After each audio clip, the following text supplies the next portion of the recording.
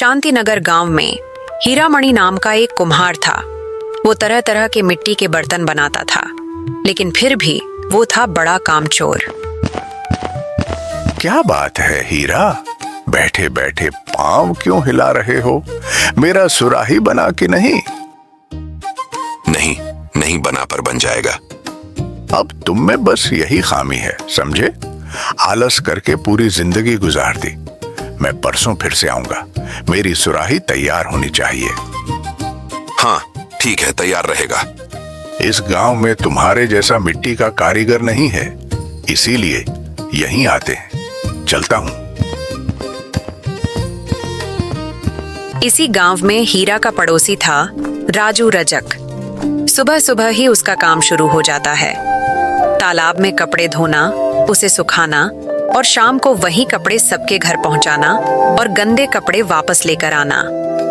एक दिन राजू कपड़े लेकर हीरा के घर के सामने से लौट रहा था। सुनो भाई राजू, जरा मेरे पास आओ तो। क्यों, क्या बात है?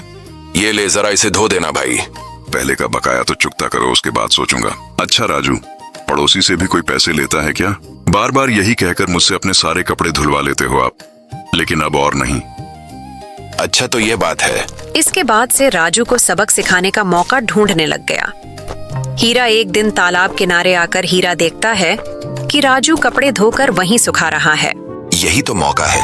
यही कहकर तालाब से कीचड़ उठाकर वहां सारे धुले हुए कपड़ों पर उसने डाल दिया। अरे बाप रे, धुले हुए कपड़ों में इस तरह से कीचड़ किसने लगा दिया? ची ची ची ची ची ची ची नहीं, अब से कपड़े सुखाकर कहीं नहीं जाऊंगा। अगले दिन फिर से हीरा आकर देखता है कि कपड़ों के सामने बैठकर पहरेदारी कर रहा है राजू। ये देखकर वो लौट जाता है। एक दिन उस देश के राजा हाथी के पीठ पर बैठकर अपनी मंडली के साथ चल पड़े। वो निकले हैं गांव का मुआयना करने। सुनिए सुनिए सुनिए, महाराज राजनारायण राजेश्वर प्रताप चंद्र आ रहे हैं। अगर आप में से किसी को भी कोई अभाव या शिकायत है तो सामने आ जाइए। वहां कतार लगाकर प्रजाएं रास्ते के दोनों तरफ खड़ी हो जाती हैं। कोई राजा के दर्शन करता है तो कोई राजा को प्रणाम करता है तो कोई आशीर्वाद और शुभकामनाएं देता है। बताओ, तुम लोगों को कोई समस्या तो नहीं है ना? जी नहीं महाराज। लेकिन हुजूर, एक चीज काफी अजीब लग रही है। अगर आप इजाजत दे तो बोलूं? हाँ ठीक है, बोलो। आपका ये हाथी महाराज। हाथी? अब मेरे हाथी ने क्या कर दिया भला? दरअसल हुजूर, इसके बदन पर ये काला रंग बिल्कुल अच्छा नहीं लग रहा है। हुजूर के कितने अच्छे कपड़े हैं, सिपाहियों के कपड़े भी जगमगा रहे हैं, और सफेद घोड़ों के बीच ये काला हाथी तो कुछ ठीक नहीं लग रहा है मुझे। अच्छा, तो ये बात है। पर क्या कर सकते हैं? अब सफेद घोड़ों की तरह सफेद हाथी कहाँ मिलेगा भला?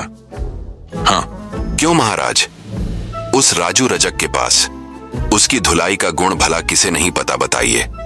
उसके हाथ में जाते ही आपका यह काला हाथी बिल्कुल चमचमाता सफेद हो जाएगा। हाँ, लेकिन अगर राजू राजी होगा तभी हो पाएगा। राजी नहीं होगा मतलब राजा का अपमान करेगा? इतनी बड़ी हिम्मत किसकी है यहाँ? जाओ, उसे उठाकर लाओ। राजू को उठाने के लिए प्यादे दौड़े हुए जाते हैं। उस वक्त राजू खुशी खुशी गाना गुनगुना रहा था और कपड़े धो रहा था। पटक पटक कर कपड़े धो, फटे गंदगी सारी, कपड़े धुलकर साफ हो जाए जब धो बारी बारी। सुनो राजू रजक, चलो अब महाराज तुम्हारा गुणगान गाएंगे। लेकिन क्यों, क्या किया मैंने? वहां चलोगे तो पता चल जाएगा। चलो चलो। महाराज, राजू, मेरे इस काले हाथी की धुलाई करके बिल्कुल चमचमाता सफेद करके लाना होगा। ये क्या महाराज, अब मेरा काम तो कपड़े धोने का है, लेकिन हाथी की धुलाई? बोलते बोलते राजू की नजर पड़ी हीरामणि की ओर। दूर खड़े होकर हीरामणि उस वक्त मंद मंद मुस्कुरा रहा था। वो कहना चाहता था, क्यों, कैसा सबक सिखाया? मैं कोई बहाना नहीं सुनना चाहता। लोग कह रहे हैं कि काले हाथी की पीठ पर मैं जज नहीं रहा हूं, समझे? सब समझ गया। तो ठीक है, अब मैं भी मजा चखाऊंगा। लेकिन अब महाराज एक बड़ी सी जगह चाहिए होगी, वरना इस हाथी को भिगोऊंगा कैसे मैं? ये क्या, कोई उपाय? जी महाराज, एक उपाय है। इस राज्य के श्रेष्ठ कुम्हार हीरामणि अगर एक बड़ा सा मिट्टी का गमला बना दे तो फिर मैं जरूर धुलाई कर दूंगा महाराज।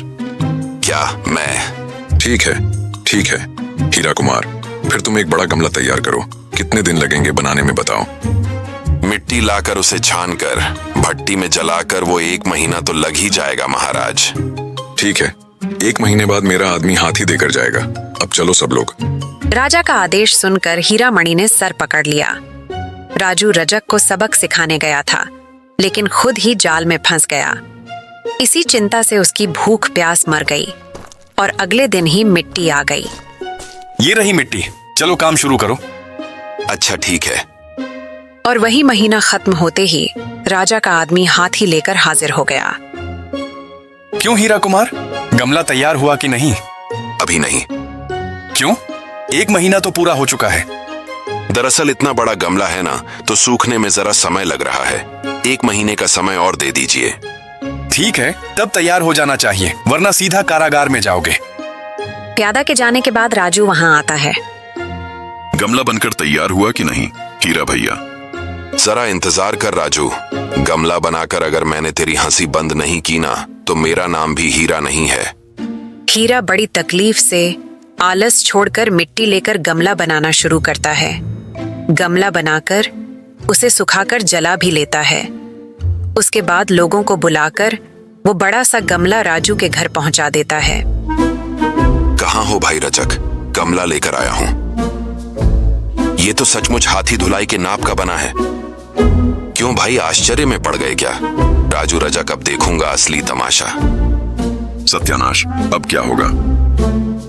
फिर राजा और सेनापति हाथी लेकर हाजिर हो जाते हैं। हाथी की धुलाई देखने के लिए राजा के सेनापति, मंत्री, प्यादा हर कोई आया हुआ था। वाह, बहुत बढ़िया काम किया है तुमने। ये लो तुम्हारा पुरस्कार। अब शुरू करो रजक तुम्हारा हाथी धुलाई का काम। जी महाराज। तालाब से कई कलश भरकर लाए गए गमले में डालने के लिए। राजू उसमें वॉशिंग पाउडर डालता है। उसके बाद बड़े बांस से उसे घोलता है। उसके बाद राजू कहता है, महाराज अब हाथी को लाकर इसमें डुबाना पड़ेगा। प्यादा। जी महाराज। चल चल, अरे साबुन वाला पानी मत पी। अरे ये तो उल्टी कर रहा है गजराज। चल चल चल। मेरी तो कमर गई। सुनो, चुप हो जाओ। महाराज इस तरह से नहीं होगा, इसे उठाकर डुबाना होगा। सुनो प्यादा, रस्सी लेकर आओ। आदेश मिलते ही प्यादा एक सख्त रस्सी लेकर दौड़ता हुआ आता है। अब तुम पेड़ पर चढ़ जाओ, रस्सी पकड़ो और जोर जोर से खींचो। हाँ, बस बस। अब इसे धीरे धीरे उतारो, ठीक है? हो गया। अब जैसे ही हाथी उठकर खड़ा हुआ, वैसे ही गमला टूट गया। मिट्टी का गमला टूटकर बिखर गया और साबुन वाला पानी सबको बाढ़ की तरह बहा ले गया। अरे ये क्या? पर ये गमला टूटा कैसे? अजी महाराज, ये गमला एक हाथी के जितना मजबूत नहीं बना था। क्या 2 महीने से मेरे साथ मस्ती चल रही थी? सिपाही इसे बंदी बना लो। मुझे माफ कर दीजिए महाराज, मुझसे गलती हो गई है। हीरा की कोई बात न सुनकर सिपाही उसे लेकर चले जाते हैं। बिना वजह किसी से जलने से या किसी को नुकसान पहुंचाने से उसका फल उसी वक्त मिल जाता है। तो बच्चों, आपको यह कहानी कैसी लगी कमेंट में अवश्य बताइए। साथ ही वीडियो को लाइक और चैनल को सब्सक्राइब अवश्य करिए। अगली वीडियो में आपसे फिर मिलते हैं। जब तक के लिए इजाजत दीजिए। अलविदा बच्चों।